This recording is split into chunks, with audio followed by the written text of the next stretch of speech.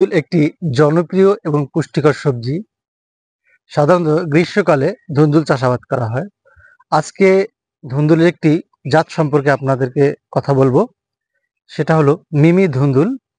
আপনারা দেখতে পাচ্ছেন আমার পাশেই গাছে ঝুলে আছে এই ধুন্দুলগুলো। এই অনেকটা লম্বা টাইপের, কিছুটা চিকন।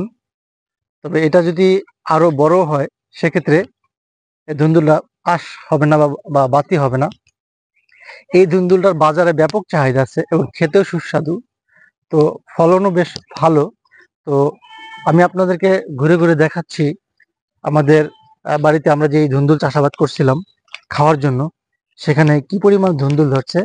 তো আপনারা দেখতে পাচ্ছেন ধুন্দুলের অবস্থা।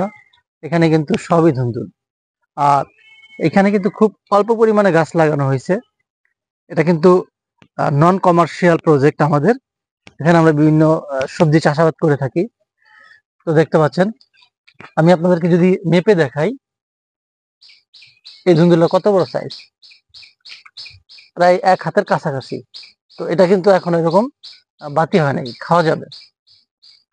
আরেকটি গুরুত্বপূর্ণ বিষয় হলো ধুন্দুল চাষের ক্ষেত্রে, সেটা হলো ম্যান্দা পোকা আমাদের অঞ্চলে বলে, অর্থাৎ বল্লা পোকা, যেটা যে পুরুষ মাছি পোকা আছে, এই পোকাটা যখন আল দেয় তখন ধুন্দুল ক্ষতিগ্রস্ত হয়। তো আপনারা এই পোকা দমনের জন্য এই ধরনের ফাঁদ ব্যবহার করতে পারেন। তো আপনারা দেখতে পাচ্ছেন এই ফাঁদের ভিতরে কিন্তু অনেক জীবিত বল্লা পোকা বা মাছি পোকা আছে। এখানে কিন্তু আপনারা যদি লক্ষ্য করেন সেক্ষেত্রে দেখতে পাবেন পোকাগুলো কিন্তু এখানে আটকে গেছে। তো আপনারা যারা এই ধরনের সমস্যায় ধুন্দুল চাষাবাদের ক্ষেত্রে পড়ে থাকেন, তারা এই ধরনের সমাধানের ব্যবহার করতে পারেন। আমি এখানে কয়েকটা এরকম ফেরোমন ফাঁদ লাগিয়ে রাখছি। তো আপনারা যারা বাণিজ্যিকভাবে চাষাবাদ করতে চান, এই জাতটি চাষাবাদ করতে পারেন। এ দেখেন এই বল্লা পোকাগুলা এটার ভিতরে পড়ছে। তো এগুলো হলো অর্গানিক।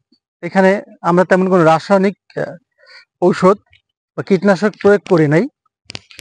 রাসায়নিক কীটনাশক প্রয়োগ করলে হয়তো গাছের কন্ডিশন আর একটু ভালো থাকতো। তারপর আলহামদুলিল্লাহ গাছের কন্ডিশন খুবই ভালো এবং পর্যাপ্ত ধুন্দুল আসছে। তো আপনারা দেখলেন আমাদের প্রজেক্টের ফলনগুলো। এই পাশে আমাদের আরো কিছু গাছ আছে।